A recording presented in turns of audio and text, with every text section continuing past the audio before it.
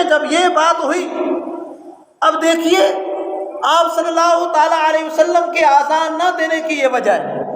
اور ایک اور نقطہ اس اذان کے حوالے سے، جو اذان آپ کے مسجد و محراب میں منبر پر آج دی جاتی ہے، یہ اذان دی گئی اللہ اکبر، اشہد ان لا الہ الا اللہ، اشہد ان لا الہ الا اللہ، اشہد ان محمد الرسول اللہ، آخر تک۔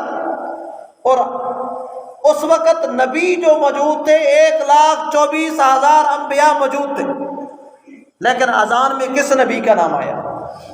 صرف اکیلے ہمارے نبی حضور اقدس صلی اللہ علیہ وسلم کا نام اس اذان میں آیا، حالانکہ نبی تو کافی موجود تھے۔ اب یہاں اللہ نے اپنے نام کے بعد نبی کے نام کو تو برداشت کیا اور خود کہا کہ یہ نام کہیں، لیکن نبی کے نام کے علاوہ کسی اور کے نام کی قطعی اجازت ہی نہیں ہے۔ آپ کہیں مطالعہ کر کے دیکھیں، جہاں دیکھیں اللہ کا نام ہے، اس کے بعد آپ صلی اللہ علیہ وسلم کا نام ہے۔ اذان میں اللہ کا نام، آپ صلی اللہ علیہ وسلم کا نام، اتحیات میں اللہ کا نام ہے، آپ صلی اللہ علیہ وسلم کا ذکر ہے۔ اسی طرح سے کافی ایسی چیزیں ہیں، کلمہ ہے اللہ کا نام، پھر حضور کا نام، لیکن یہاں باقی انبیاء بھی تھے، ان کا نام نہیں آیا۔